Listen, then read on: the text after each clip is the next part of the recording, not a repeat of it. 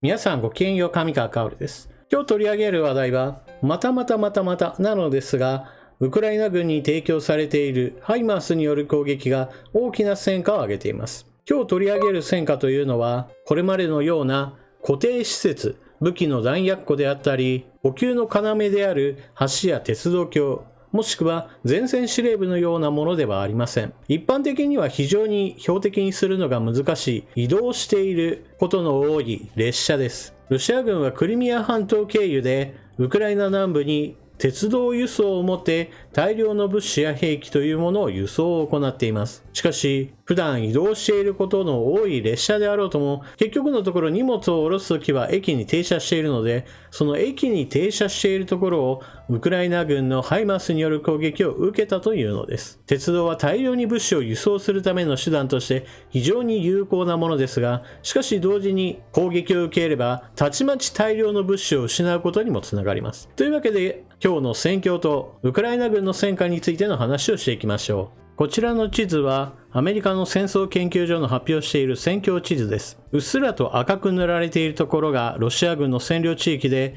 水色の部分がウクライナ軍が取り戻したところ、そして緑の丸で囲まれているところが激しい戦闘が起こっている場所です。そしてこの地図に重要な情報としてドニエプル川とそこにかかっている橋2つと鉄道橋について青い丸赤い丸を書き加えています。また激しい戦闘が起こっている緑の丸というものがこれまでは2つだったのですが3つに増えたので、番号を振って今日は新しく激しい戦いが起こっていることが伝えられている3番の戦場についての話もしていきましょう。まずはロシア軍の鉄道輸送がハイマースによる攻撃で大打撃を受けたという話からご紹介します。地図の下の方に緑の丸を書き加えておきました。だいたいこの辺りで列車が攻撃されたようです。前線からはおよそ74キロの地点で、ロシア軍としてはこの辺りまでは届かないだろうと油断していたのかもしれません。今回ロシア軍が攻撃されたのは兵器や物資を運んでいる鉄道列車でしたから、弾薬庫のように巨大な爆発が起こるといったわけではありません。ですからこれまでご紹介してきたような空が真っ赤に染まるような大爆発が起こっているといった動画などは上がっていません。ただウクライナ側は今回の攻撃でロシア軍の兵士80名以上が死亡し、さらに負傷者はその2倍以上いるだろうと伝えています。鉄道を運行していたロシアの鉄道会社の職員などについても今回の攻撃で全員が亡くなったのではないかと発表を行っています。これまでも鉄道を使って大量の兵器や物資が輸送されていることは動画が投稿されていました。直近の動画においても土木作業に使うようなものが少し多めの映像などが流れており、守備陣地を固めるために様々な兵器や様々な土木工事、いわゆる重機を持ち込んでいることなどがわかります。このような重機や兵器などを下ろせる場所といったものは基本的には駅しかありません。これまでは鉄道橋があってドニエプル川を越えてより前線に近い地域で下ろしていた可能性があるわけですが、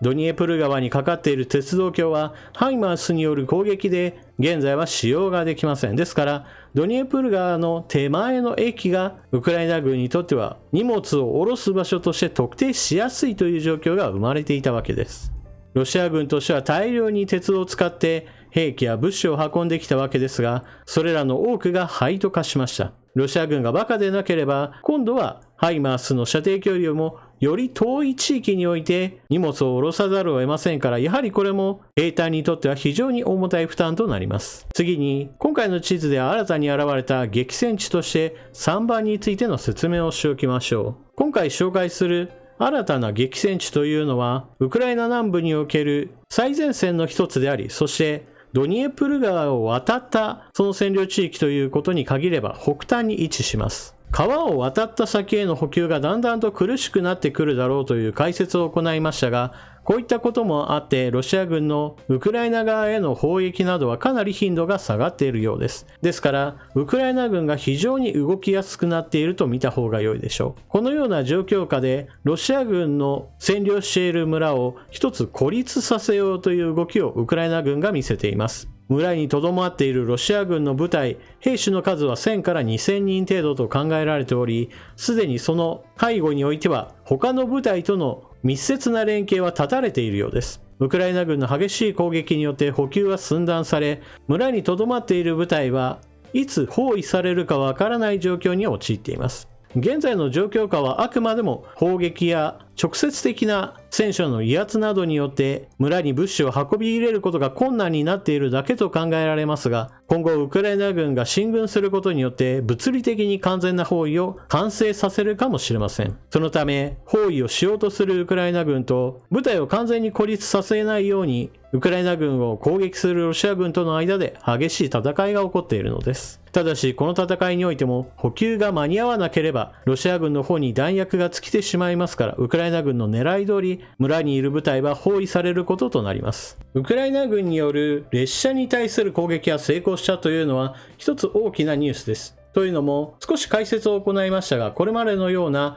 どこかの地点に固定されているものを攻撃するのと違って列車というのは移動しているのですから、当然のように攻撃した時点においてはすでにいなくなっている可能性もあるわけです。しかし今回の攻撃が成功したということは、今ここにいるよという連絡や情報というものを入手した上での攻撃と考えてよいでしょう。なぜそのようにうまくいくかといえば2つの要因が考えられます。まず第一にNATO 各国からの偵察衛星を通じた定期的な情報の連絡です。ウクライナ上空に静止衛星があるわけではありませんから、何時間かに1回の撮影ではあるでしょう。変化というものを見ていれば、大掛かりな荷物の移動であれば証拠を捉えることもできるかもしれません。そして2つ目の考えられる要因というのは、地元からの情報提供です。今回の例であればおそらくは偵察衛星ではなく、現地ヘルソンにいる住民からのインターネットを通じた通報がウクライナ軍側にあったのだと思います。そもそも列車に様々な兵器が載せられて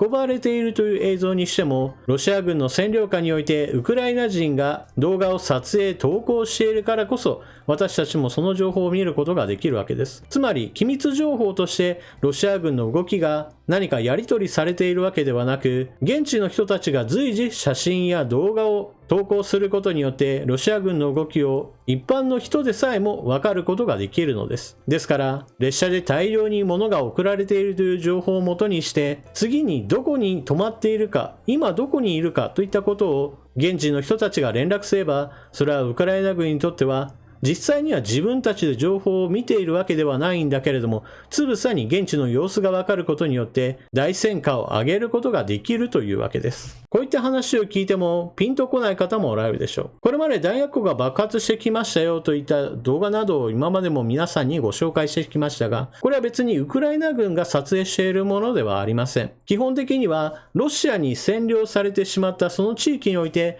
ウクライナ人があんな大爆発が起こっているぞと撮影を行って、それをインターネット上に公開していることによってウクライナ軍が攻撃したといったことをどのような事実として確認するかといったことを私たちは行うことができるわけです。ですからウクライナ軍がこうだと言っているからそうだというふうに鵜呑みにする必要はなくて、ウクライナ軍がそういった発表を行った後においてもロシア軍の占領地域でどのような情報が公開されているかといったことを見ることによって、それが嘘か本当かといった判断ができるわけです。といったわけで、こうした情報の取り方をもとにしてドニエプル川にかかっている橋の状況についても少しご説明しましょう。ドニエプル川にかかっている橋は2つと鉄道橋が1つという話をしました。これらの橋の損傷状況といったものはそれぞれの箇所でそれぞれ違うのですが、一番大きな橋については今のところ修復工事を行っている最中で車両の通行はできないようです。なぜ私がそのようなことを言えるかといえば、これもまたやはり現地からの動画が投稿されているからです。大きな橋のその横においては船を使って人や車を渡しているという動画が投稿されているのです。その中において少しおやっと思うのが、現地の人だけではなくロシア側の報道陣も取材に来ていて、その様子というものを投稿しているのです。ロシア側のこうした報道というのは非常に迂闊ということで定評があります。これまでも前線から遠い地域において榴弾砲がこんな攻撃をしていますよといったことを取材放送し、今まさにそこにいるんだなということをウクライナ軍にバレて破壊されてしまったり、今港で兵器を下ろしているところですといった取材などを行って、ウクライナ軍から攻撃されて揚陸艦が撃沈されたり、ここの弾薬庫にはたくさんの砲弾がありますよということを放送して、これまた場所を特定されて弾薬庫が攻撃されて大爆発するなど、その報道っぷりには全く自分たちがやっていることの意味が分かっている様子はありません。今回、船で人や物を渡していますよといったことを報道するということは、当然のようにウクライナ軍にも報道を通じて分かるわけですから、そのうち船着き場が攻撃されるのも時間の問題だと思います。その際にはおそらく現地の人たちに対しては攻撃がある程度予告されるでしょうから、いつもは船を待つ車がいるんだけど、ある日ぱったり誰も来なくなったところにハイマースのミサイルが飛んでくるといった光景が見られるのではないでしょうか。このようにハイマースのような非常に精密な誘導兵器があることはウクライナ軍にとって重要な戦力になっているのですが、その重要な戦力にとってもまた情報というのは非常に重要な要素です。そして、ロシア軍の占領している地域においてウクライナ人が情報を投稿するといったパルチザンとして活動することは他にもあります。例えば、情報を提供するだけではなく、ロシア軍の鉄道運行そのものを妨げようとして、鉄道施設を焼き払ったりなどといったことも行っているようです。これは、鉄道施設というのは非常に長大なものですから、すべての箇所において見張りを立てるわけにもいきません。ですから、誰も見ていないようなところで破壊活動を行うことは、それほど難しいわけではないのです。このようにウクライナ軍の攻撃というのは非常に効率的に行われています。一方でロシア側も激しい攻撃を行っています。しかしそこにはウクライナ軍側とは明らかに異なった性質が見られます。というのも、ウクライナ軍の攻撃というのは弾薬庫であったり兵器であったり、前線司令部であったり、補給の重要な箇所であったりと、軍事的な面で非常に大きな戦果を見せる場所への攻撃が目立つわけですが、ロシア軍の攻撃というのは一般市民を狙ったものが圧倒的に多いです。これはウクライナ国防省が発表しているのですが、ロシアの攻撃する箇所というのは、軍事施設1に対して、非軍事施設への攻撃というのは60倍あるというのです。そのため、ロシア軍のここ最近の攻撃というものを見ても、一般住宅への攻撃、学校への攻撃、病院への攻撃、そして何の変哲もない街角へにも撃ち込んだりと、その犠牲者はほとんどが一般市民です。もちろんロシア軍としても、ウクライナ軍の陣地がここだと分かっているような場所においては、陣地への攻撃を優先しています。しかし、そのような情報のないところにおいては、とにかく相手方に撃ち込めばいいという非常にずさんで、そして一般市民を狙うという卑劣な攻撃を行っています。しかし、これはこれでロシア側の論理に立てば、一般市民をより多く殺傷することによって、ウクライナ国民の抵抗する意思を削ぐという目的があるという面はあります。そしてウクライナ側の戦意をくじこうとしている行為というのは、時に非常に残酷な行為といったものを行います。例えば、ここ最近においては、ウクライナ軍兵士を捕虜にして、その兵器に対する虐待映像といったものを動画投稿しています。映像があまりにもひどいものですから YouTube にはとても投稿することはできません。また、実際にどのようなことをやったかについても詳しく言うと何かしらの問題があるかもしれないような非常に残酷な行為を行っています。ロシア軍がなぜそのようなことをするかといえば、まず第一に前例があります。シリアにおいてロシア軍は非常にこうした残虐行為を繰り返し、